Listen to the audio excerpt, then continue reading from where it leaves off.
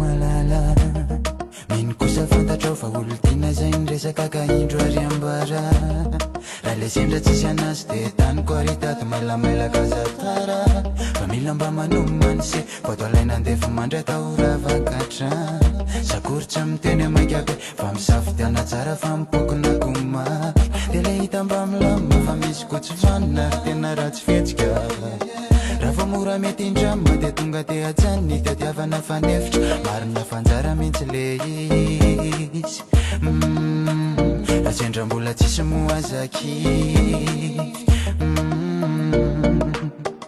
sakosana azony tina iray tena tsara lala areny de alony foko tamanatsakyala lalo ianatra toko sy andiny kristian yarayas tsy matahotra ho adiny yarayas rehefa tsona hoe malala miavaky izy zay manandranazy amile mandonany any anaty masaro-piaro tsy afangaro kalokalo kolokolo fankaty mifankatante malala ny tantarako rehetra tsy afeniko voninkazo sarobidy aniry apoto andreniko alaiko maraina ny arivisy ateriko aminazy amtarainy izy arako ny alaheloko tsy laviko rehefa izy sao miantso zany rehefa tina zay tinganina fendraso mirana ny fo mitobitoboka tsy miady vita ampififanandrify anilainao zay tena kanto taravonina ny tontolo mpiainako mavita matso de hoe miaramila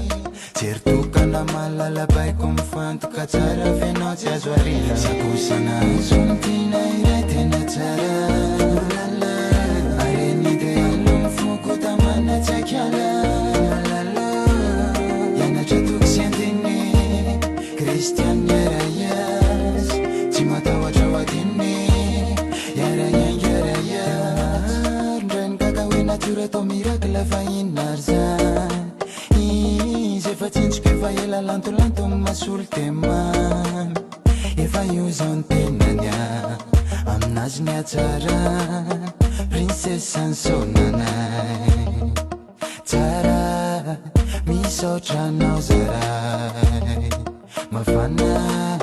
hoaroso amizay nenay mekara teny sokatra masoko ary hitako lay vatiko zay tena mba ho lasandefo mandry asina lasy vavy miaraka ny zanaka fa marina le teny razana hoe tina sakosana